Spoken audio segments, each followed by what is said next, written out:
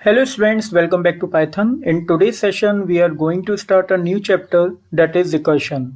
Before this, we have already covered chapter function and its related features in previous sessions.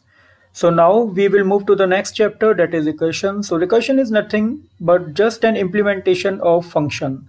So we can define recursion or recursive function is a function which calls itself. So to better understand it, let's have an example. तो चलिए start करते हैं। तो जैसे कि अभी मैंने define किया कि recursive function are those which calls itself. तो सबसे पहले यहाँ पर एक फंक्शन डिफाइन करते हैं। सिंपल एक फंक्शन डिफाइन कर देते हैं विद एनी नेम और यहाँ पर एक मैसेज लिख देते हैं जस्ट टू नो कि फंक्शन कॉल हो रहा है या नहीं हो रहा। तो मैंने यहाँ पर लिख दिया रिकर्सिव फंक्शन कॉल, ठीक है। और यहाँ पे मैं लिख देता हूँ एक बार और फंक्शन इसकी कॉलिंग। तो चलिए जरा इसको मेन सेगमेंट में चलते हैं। तो यहाँ पे मैं स्पेसिफाई कर देता हूँ कि this one is main segment और यहाँ से मैं आपके फंक्शन को कॉल कर रहा हूँ। अब देखिए होगा क्या यहाँ पर कि आपका जो फंक्शन होगा वो यहाँ से मेन सेगमेंट से आपका कॉल होगा और जब ये कॉल होगा तो ये इस फंक्शन बॉडी को एग्जीक्यूट करने के लिए मूव करेगा। अब होगा ये कि जब वो यहाँ पर आएगा तो यहाँ पे आने के बाद उसको ये मैसेज मिलेगा रिकर्सिव फंक्शन कॉल, वो इसको प्रिंट करेगा। प्रिंट करने के बाद इसे फिर से एक और फंक्शन कॉल मिलेगा जो कि इसी को दोबारा कॉल कर देगा, यानी कि अपने ही फंक्शन को दोबारा कॉल करेगा। So this is what the recursion when the function is calling itself, this is called recursion. मगर यहाँ पर जो इसकी वर्किंग है वो कुछ डिफरेंट है, बट अभी पहले इसको समझते हैं कि ये कैसे काम कर रहा है। या एक इनफाइनाइट लूप की तरह एग्जीक्यूट होना शुरू हो जाएगा और ये इसको इनफाइनाइटली कॉल करता जाएगा, यानी कि ये जो फंक्शन है वो infinitely it starts calling itself. So चलिए इसको जरा एग्जीक्यूट करके देखते हैं। तो यहाँ देखिए ये एक रिकर्सिव कॉल शुरू हो गई है जो कि इनफाइनाइटली एग्जीक्यूट होती जाएगी। तो अभी क्या करना पड़ेगा, इसको अभी स्टार्ट कर देते, इसको स्टॉप कर देते हैं। तो यहाँ पे अभी इसी को अगर आपको थोड़ा स्लो उसमें देखना है मोशन में, तो आप यहाँ पर सिंपल इंपोर्ट कर सकते हैं टाइम मॉड्यूल और टाइम मॉड्यूल का आप यहाँ पर एक टाइम या टाइम मॉड्यूल का एक स्लीप फंक्शन आप यहाँ पर यूज कर सकते हैं just to see it's working. तो मैंने यहाँ पर लिखा टाइम डॉट स्लीप और यहाँ पे मैंने दे दिया 1 सेकेंड का डिले। तो अब देखिए जरा इसको, ये रिकर्सिव फंक्शन जो है वो आपको रिपीटेटिवली कॉल होता हुआ दिख रहा है after the delay of 1 second. तो इसे थोड़ा मैंने स्लो करके शो कर दिया है। But what the function is doing, it is calling itself when you call any function body, the function body it's start calling itself. तो यहाँ पर अगर उसी बॉडी के अंदर उसी फंक्शन को अगर आपने लिख दिया है तो ये अपने आप को ही कॉल करना स्टार्ट कर देगा। तो देखिए हो क्या रहा है कि यहाँ पर ये जो फंक्शन है वो आपको अपनी ही बॉडी को कॉल होता हुआ जरूर दिख रहा है, सेम डेफिनेशन को कॉल होता हुआ जरूर अपीयर हो रहा है, बट इंटरनली इसकी जो वर्किंग है वो बहुत डिफरेंट है, बहुत ही ज़्यादा ये अलग तरह से काम कर रहा है इंटरनली। तो होता ये है कि यहाँ पर आप जिस फंक्शन को कॉल कर रहे हैं, जिस बॉडी को आप कॉल कर रहे हैं, वो सेम बॉडी को कॉल ना कर बल्कि same body with different value call करता है। देखिए ध्यान से मैं आपको दोबारा से इसको रिपीट कर देता हूँ। ये इसी बॉडी को कॉल ना कर ऐसी ही एक दूसरी बॉडी को कॉल करेगा जिसमें सेम स्टेटमेंट्स लिखे होंगे। तो ये इस तरह से मल्टीपल बॉडीज को कॉल करता जाएगा, एक के बाद एक ये रिपीटेटिवली कॉल करेगा और ये जो स्टेटमेंट होगा प्रिंट, ये आपका प्रिंट होता जाएगा।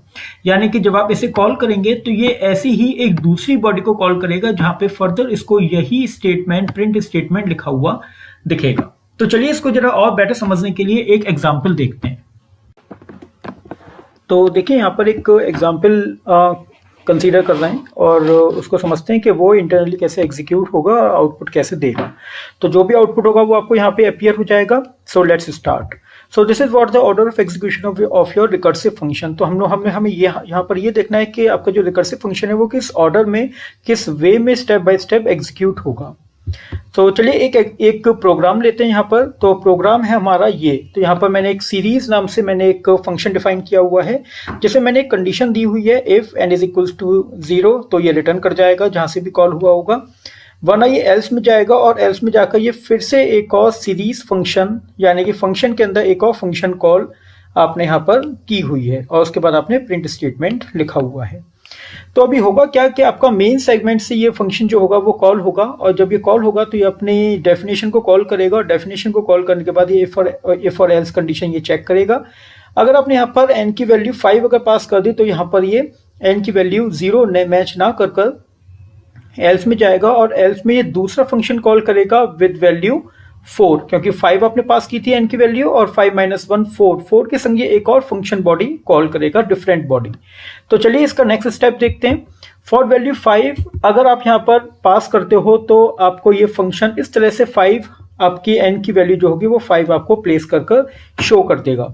तो क्योंकि आपने यहाँ से 5 पास किया है तो 5 आपका यहाँ पर मैच नहीं होगा और यहाँ पर सीरीज जो फंक्शन है वो आपका दोबारा से कॉल होगा, एक और न्यू बॉडी को कॉल करेगा।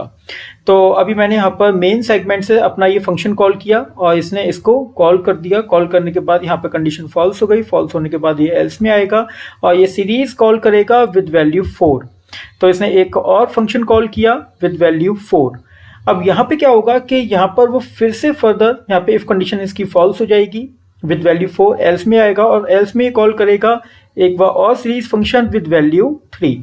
तो यहाँ पर वैल्यू 3 के संग एक बार और बॉडी कॉल कर रहा है और इन द सेम वे यहाँ पर अब वो सीरीज 2 कॉल करेगा विद वैल्यू, सीरीज फंक्शन वो कॉल करेगा विद वैल्यू 2 और वैल्यू 2 के संग भी आपकी ये इफ कंडीशन फॉल्स हो गई है तो एल्स में आके वो सीरीज फिर से कॉल करेगा विद वैल्यू 1 और विद वैल्यू 1 के संग ये फिर से एक और सीरीज कॉल करेगा क्योंकि इफ कंडीशन अभी भी इसकी फॉल्स है। तो यहाँ पर वो फिर से इसे कॉल करेगा और यहाँ पर उसको आउटपुट मिलेगा सीरीज 0। तो यहाँ पर 0 जैसे मिलेगा यहाँ पर इसकी इफ कंडीशन ट्रू हो जाएगी। अब देखिए रूल ये होता है फंक्शन कॉल का कि फंक्शन जहां से कॉल होता है वो वहीं रिटर्न होकर जाता है। तो यहाँ पे क्योंकि आपकी इफ कंडीशन ट्रू हो जाएगी तो ये रिटर्न होगा वहां पर जहां से ये कॉल हुआ था। तो ये रिटर्न होकर यहाँ आएगा और यहाँ आने के बाद इसे मिलेगा एक प्रिंट स्टेटमेंट। तो देखिए आपके रिटर्न ने आपको यहाँ लाकर छोड़ दिया। तो इसका जो प्रीवियस फंक्शन था उसने वहां पर आकर छोड़ा और जो भी रिमेनिंग स्टेटमेंट होंगे वो उसके एग्जीक्यूट होने स्टार्ट हो जाएंगे। तो जैसे ही यहाँ पर प्रिंट एग्जीक्यूट होगा आपके आउटपुट में आपको 1 प्रिंट कर वो दे देगा। उसके बाद नेक्स्ट में इस एल्स की जो बॉडी है वो अभी आपकी कंप्लीट हो गई है, इस एल्स की बॉडी कंप्लीट हो गई है। तो जैसे इसकी बॉडी कंप्लीट होगी ये वहां रिटर्न होकर जाएगा जहां से ये बॉडी कॉल हुई थी, that is this one body. जो प्रीवियस बॉडी है वो वहां पे रिटर्न होकर चला जाएगा और इसका जो रिमेनिंग स्टेटमेंट है प्रिंट वो उसको एग्जीक्यूट कर देगा, बिल्कुल वैसे जैसे अभी ये वाला एग्जीक्यूट हुआ था। तो अब ये इसे एग्जीक्यूट करेगा और यहाँ पे आपको आउटपुट अगर हम देखें तो यहाँ पर मिल जाएगा हमें 2। उसके बाद in the same way it will move to the previous body, वो प्रीवियस बॉडी पे मूव कर जाएगा और वो यहाँ पर रिमेनिंग स्टेटमेंट प्रिंट 3 प्रिंट करेगा और फिर इसके बाद प्रिंट 3 के बाद वो प्रीवियस बॉडी पे मूव करेगा और वो यहाँ पर प्रिंट करेगा प्रिंट 4 और फिर इसके बाद ये प्रीवियस बॉडी पे मूव करेगा, रिमेनिंग स्टेटमेंट बचा था इस बॉडी का 5, तो ये 5 प्रिंट कर देगा और 5 प्रिंट करने के बाद ये अपने मेन सेगमेंट में लौट जाएगा। So this is what the overall working of recursive function. तो यहाँ पर एक चीज मैं आपको क्लियर कर देता हूँ, जब भी आप रिकर्सिव फंक्शन बनाएंगे आपके पास यहाँ पर एक ऐसी कंडीशन होनी चाहिए जो फाइनली आपके उस रिकर्सिव कॉल को टर्मिनेट कर दे, वरना ये आपका इनफाइनाइटली एग्जीक्यूट होना स्टार्ट हो जाएगा। तो पहली ये एक इंपॉर्टेंट चीज हो गई कि यहाँ पर आपके प्रोग्राम के टर्मिनेशन पॉइंट होना जरूरी है। दूसरी चीज, जब आप फंक्शन को कॉल करेंगे तो जैसे कि इसमें आपको दिख रहे हैं बहुत सारी बॉडीज, तो no need to write multiple bodies. ये सिर्फ इसका इंटरनल फंक्शनिंग है, इंटरनल कॉल्स हैं। आपको सिर्फ और सिर्फ एक ही बॉडी लिखनी है जो यहाँ पे आपको प्रोग्राम शो हो रहा है। तो इस प्रोग्राम में अगर आप n की वैल्यू 5 पास करते हैं तो ये इंटरनली इस तरह से एग्जीक्यूट होगा। तो देखिए यहाँ पे हमें कुछ चीज़ों का ध्यान रखना है, जैसे हमें यहाँ पर मल्टीपल बॉडीज नहीं क्रिएट करनी है, सिर्फ एक ही बॉडी क्रिएट करनी है और वो इंटरनली मल्टीपल बॉडीज अपने आप वो एग्जीक्यूट करेगा विद डिफरेंट वैल्यूज। तो ये एक इंपॉर्टेंट चीज़ है। सेकंड, एक आपके पास टर्मिनेशन पॉइंट जरूर होना चाहिए जहाँ पे आपका ये जो रिकर्सिव कॉल है वो आपकी एंड हो। जैसे हमने यहाँ पर जो टर्मिनेशन पॉइंट था वो हमारा n=0 था, तो n की वैल्यू कहीं से भी स्टार्ट हो, एक एक कम करते करते हम इसको पहुंचाएंगे n की वैल्यू 0 तक और ये फाइनली टर्मिनेट हो जाएगा। तो ये जो लास्ट जो इसका जो बॉडी कॉल हुई थी, यहाँ पर आपकी n की वैल्यू मैच होने के बाद ये फिर रिवर्स होना, एक एक करके कॉल होना शुरू हो गया था। तो ये एक इंपॉर्टेंट चीज थी कि आपके पास टर्मिनेशन पॉइंट होना चाहिए। And the third most important thing is, आप जब आपके रिकर्सिव फंक्शन कॉल होंगे तो वहां पे मेन सेगमेंट आपको कहीं भी नहीं मिलेगा, सिर्फ और सिर्फ आपको फंक्शन बॉडीज डिफरेंट आपके इंटरनली एग्जीक्यूट होंगी और मेन सेगमेंट आपका वही होगा जो सबसे फर्स्ट बॉडी में आपने जो लिखा था। तो यहाँ पर ये इसका ओवरऑल वर्किंग है, इसको आप एक बार दो बार देख लीजिए, क्लियर हो जाएगा आपको इसकी वर्किंग। क्योंकि रिकर्सिव फंक्शन बनाने से पहले आपको रिकर्सिव फंक्शन की प्लानिंग बहुत अच्छी करनी पड़ती है, तभी आप इसको क्रिएट कर पाएंगे। तो पहले इसकी इंटरनल वर्किंग समझ लीजिए, उसके बाद ही फिर आप इस पर प्रोग्राम बनाना शुरू कर पाएंगे। तो चलिए इसे एक बार एग्जीक्यूट कर देखते हैं। For value 5 you will get the required answer।